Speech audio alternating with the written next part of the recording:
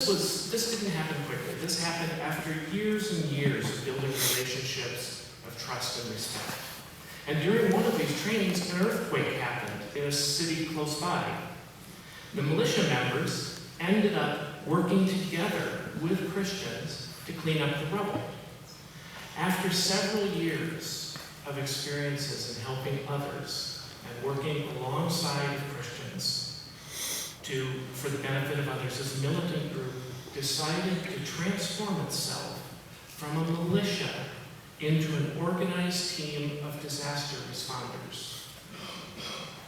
By 2007, the commander, Jeanne, came and visited us in our MCC office, and he shared a meal with us. That was something that would have been unthinkable 6 years earlier. And at that time, he told us what he had been talking about with Paulus on the drive over. He said, "I know now that it's possible to be friends with infidels." And we are the infidels. So as the trust continued to build, FPLOD, this interfaith group, started organizing discussion groups in poor communities where there's a risk of violence. They learned that poor people are often the ones who are tempted to join fighting groups because a uniform and a gun gives them an identity when they don't have money and they don't have work.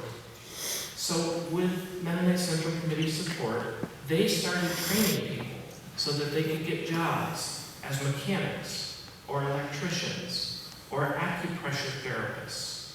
They also held trainings to help parents of teenage sons to be wary of radical recruiters.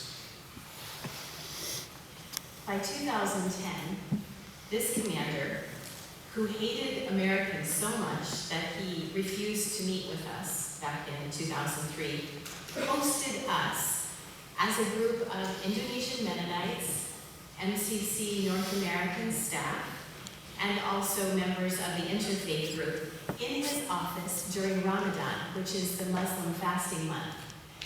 In Indonesia, during the fasting month, you cannot drink and you cannot eat food during the hours of when the sun is up. And it's so rude to eat or drink in front of people who are fasting that even the street side stalls have curtains up so that no one can see you eating and be offended by this. But during this Ramadan month, we were hosted in their office. We went into the room, we sat on the floor, there was a low coffee table in the middle of all of us, and Pakyani came and put a bottle of water in front of each of us who were Christians. Now, knowing that it's so offensive, it felt like a test, right? Should we drink the water or not? And Dan and I were ready to say, "Oh, no thank you, even though we were thirsty. It was the middle of the day." But our moderate Muslim friends who were part of the interfaith group kind of elbowed us and said, "Drink the water." So we opened the water and we drank.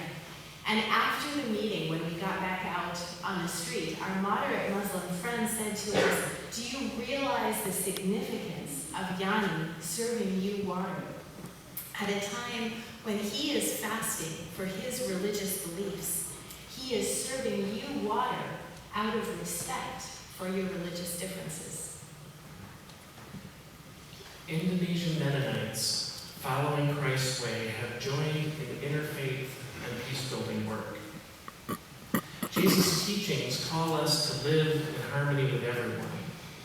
Being faithful followers of Christ in relating to people who believe differently from them has enabled interfaith peace-builders to do what police and armies and governments and embassies could never do. So here's the story about that. In 2011, in June of 2011, the Indonesian people were closely following the trial on the news of militant Islamic leader Abu Bakar Bashir, who was from the same city of Solo. He was already suspected of masterminding the Bali bombing that happened back in 2003 when many Indonesians and many Australians were killed. But he was not convicted for that. He was arrested again by Indonesian police in 2010 on allegations that he had set up a terrorist training camp in Aceh. And the verdict for his trial was to be announced on June 16, 2011. In the lead-up to the announcement of the verdict, the U.S. Embassy issued a series of warnings to American citizens because many assumed that violence from Bashir's followers was inevitable. On June 15, the Jakarta Post, which is the English language newspaper in Indonesia, had a headline that said, "Police brace for the worst ahead of terror verdict." And the Jakarta Post article also reported several widely circulated text messages sent in the days before the sentencing hearing claimed that 36 bombs were planted at various locations and would explode when the judges read their verdict. Things were really tense in Indonesia, and we called Paulus to ask what the situation was like in the city of Solo. And Paulus told us about Abu Bakar Bashir. The Solo city remains conducive for peace. He told us that he and other FPLAG leaders had gone to visit the heads of several groups that usually respond to violence. He also said that the weeks before, the mayor of Solo invited the militant groups that exist in Solo and the FPLAG interfaith group to meet with him in his office. Mennonites were invited as part of that group, and they strategized in anticipation of the trial verdict about ways to keep the peace in Solo. Jakarta police and the U.S. Embassy braced for violence, and meanwhile Paulus described Solo as conducive for peace.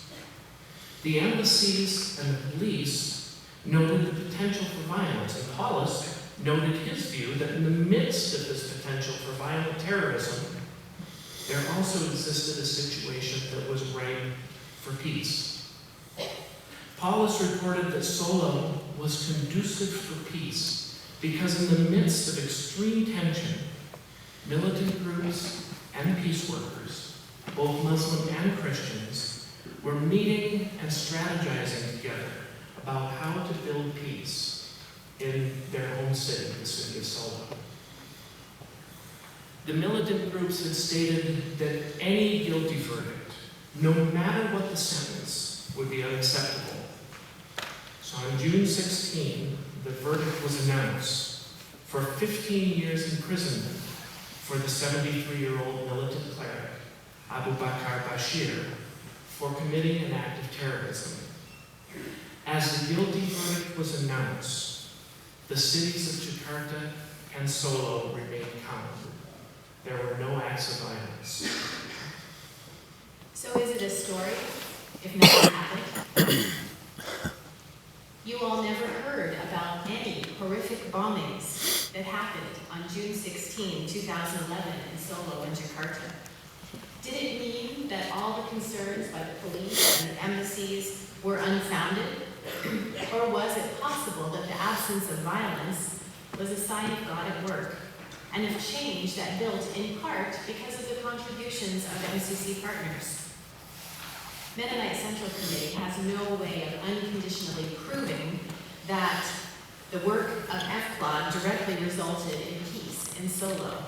We don't know what's going to happen tomorrow in Indonesia, and we don't know what will happen later this year, but we do know that the mayor of Solo, the police, the government officials, and even the members of the militant groups in Solo have all testified to the impact of FPLAG's approach on building trust and maintaining relationships in Solo. So now we jump ahead in the timeline to 2016. The former mayor of Solo, a moderate Muslim who worked closely with FPLAG during his 7 years when he was the mayor of Solo, is no longer the mayor. Joko Widodo, the former mayor of Solo, is now the president of the Republic of Indonesia, the nation with more Muslims than any country in the world.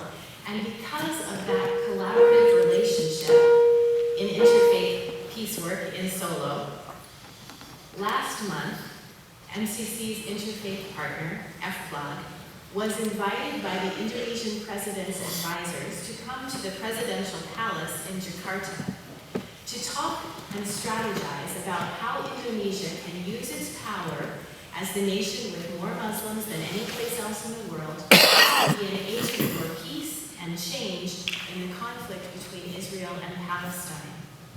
FPLA looked to their Indonesian Mennonite members and MCC staff to help take the lead in this consultation. A faith-based, individual, relational way of peace building can have an impact on the city level, on the national level, and even at the international level, and can do what police and armies and governments and embassies cannot do. God's imagination is beyond ours. Thank you for listening this morning.